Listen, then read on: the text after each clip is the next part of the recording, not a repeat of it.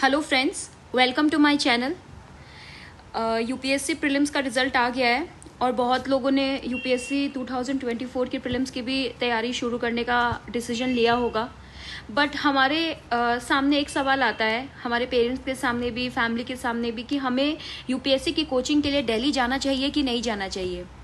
Since मैं दिल्ली में पिछले 10 सालों से रह रही हूँ, तो मैं अपने पर्सपेक्टिव से आपको चीज़ें बताने की कोशिश करूँगी कि यहाँ क्या पॉजिटिव है और क्या नेगेटिव है, ताकि आप एक सटीक डिसीजन ले सको। क्योंकि हमें तो बहुत सारे कोचिंग इंस्टीट्यूट, उनके शॉर्ट्स, उनकी जो क्लासरूम इन्वायरमेंट है वो बहुत ज़्यादा लुक्रेटिव और अट्रैक्टिव लगता है कि सिर्फ जो यूपीएससी की पढ़ाई है वो वहीं जाके हो सकती है। बट एक्चुअल में ऐसा है कि नहीं है। सो मैं एज एन एक्सपीरियंट आपको अपना पर्सपेक्टिव बताऊंगी कि उसमें आपका जाना चाहिए कि नहीं जाना चाहिए।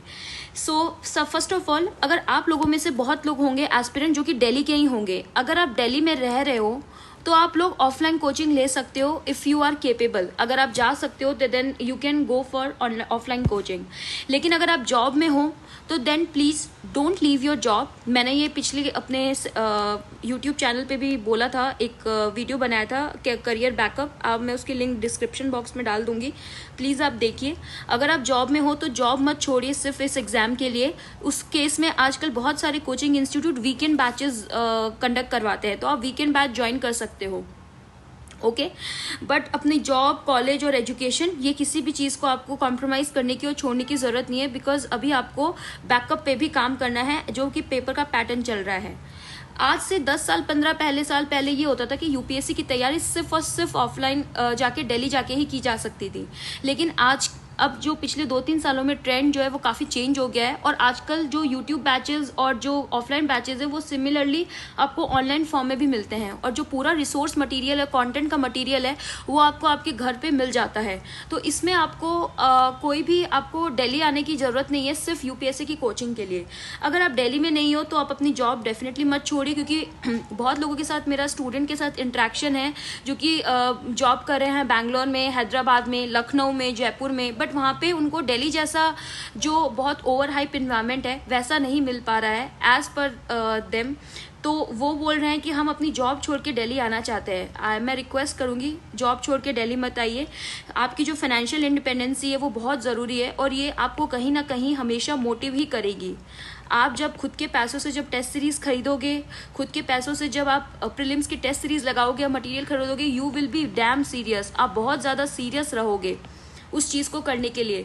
मैं आपके सामने एक एग्जांपल हूँ, मेरे पास कोई बैकअप नहीं था, लेकिन मेरी एक फाइनेंशियल इंडिपेंडेंसी थी। मैं फ्रीलांसिंग प्रोजेक्ट करती थी, I was in a freelancing job. मैंने अपनी फ्रीलांसिंग जॉब कभी भी नहीं छोड़ी है, तो उसकी वजह से मुझे काफ़ी ज़्यादा हेल्प मिलती थी, जो मैं खुद के पैसे अर्न किए हुए जब इन्वेस्ट करती थी अपनी एजुकेशन के अंदर फॉर दिस प्रिपरेशन, तो मुझे उस चीज़ का कोई मलाल नहीं रहता था। मैं काफ़ी सीरियस होके उन अटेम्प्ट्स को देने की कोशिश करती थी, ठीक है। और एक ऐसा चांस भी आएगा कि जब सिचुएशंस ऐसी होंगी कि आपको प्रीलिम्स के टाइम पे, मेंस के टाइम पे, आपका अगर प्रीलिम्स क्लियर होता है तो मेंस के टाइम पे एटलीस्ट आप 10 से 12 दिन की या 15 दिन की अप्रॉक्सीमेटली छुट्टी लोगे।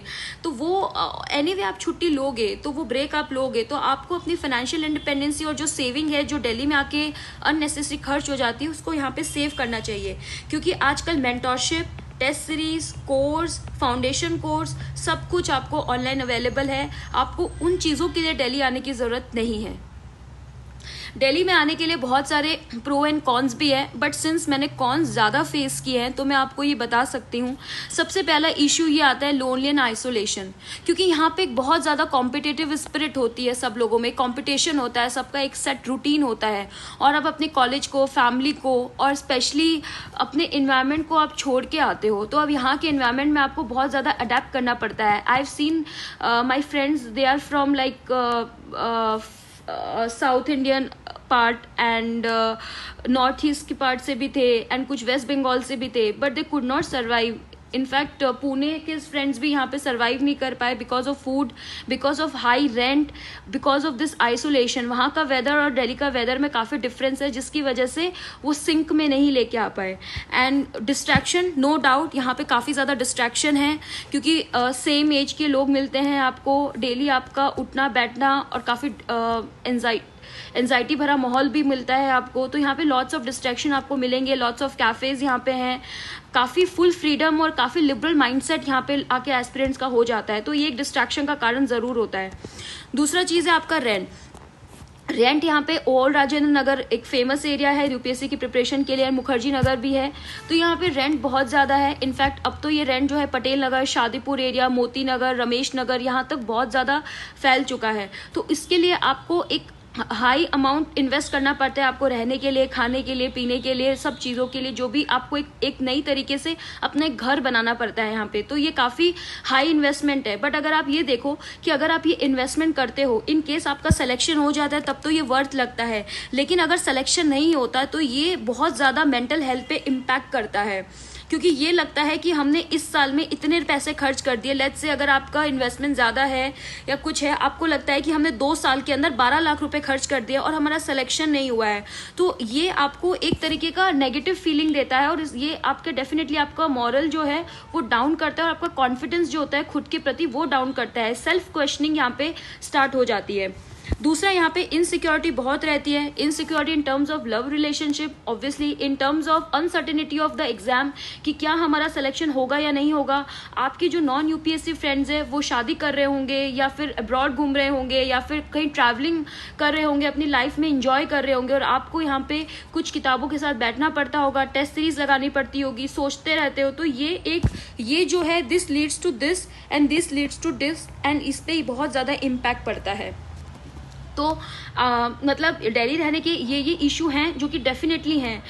यहाँ पे कई बार हम नहीं अडेप्ट कर पाते हैं खुद को because of all this thing, and हमें फाइनली फिर एक शर्म के साथ वापस अपने घर को लौटना पड़ता है। और ऑब्वियसली सोसाइटी के जो हमारे ताने होते हैं वो तो डेफिनेटली रेडी रहते ही हैं कि अरे दिल्ली गए थे पढ़ने के लिए, नहीं हो पाया तो आ गए, लाइक दैट। इसके पॉजिटिव पॉइंट एक है एनवायरमेंट, जो आपको यहाँ पे माहौल मिलता है, एनवायरनमेंट, लिबरल माइंडसेट जो मिलता है, जो कि मैंने बोला, वो एनवायरनमेंट आपको कहीं पे भी नहीं मिलेगा। ऐसा पढ़ाई का एनवायरनमेंट आपको डेफिनेटली अपने घर पे या आसपास नहीं मिलेगा, क्योंकि यहाँ पे आपको सिर्फ यूपीएससी एस्पिरेंट्स ही दिखेंगे जो उस एरिया में होंगे, जो उन कोचिंग्स में होंगे, और जो आसपास भी इनफैक्ट जो फैकल्टीज़ हैं वो खुद भी प्रिपेयर कर रही होती हैं और पढ़ा भी रही होती हैं, तो आपको अपने ही जैसे लोग मिलेंगे। और अगर आप 1-2 साल यहाँ पे रह जाते हो तो आपको लगता है कि we all are same, we all are on same page.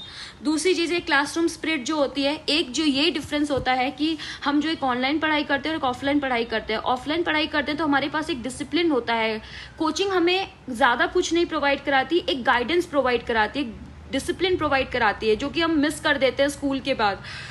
College में तो हम सब ऐसे ही जनरल पढ़ाई करते हैं, बट एक जो डिसिप्लिन होता है वो हमें कोचिंग इंडस्ट्रीज प्रोवाइड कराती है। तो एक डिसिप्लिन क्लासरूम में ज़रूर मिल सकता है, लेकिन वो कहते हैं ना, ये 2 चीज़ें इतनी बड़ी नहीं है कि इन चीज़ों को नेग्लेक्ट किया जाए। ये इश्यूज बहुत बड़े हैं। अगर आप ट्राई करना चाहते हैं तो आप ट्राई कर सकते हो, बट मैंने आपको अपनी जेन्युइन एडवाइस दी है जो मैं फॉलो करती हूँ। So it's up to you, because your choice is the most important and your choice obviously matters. So that's it for today.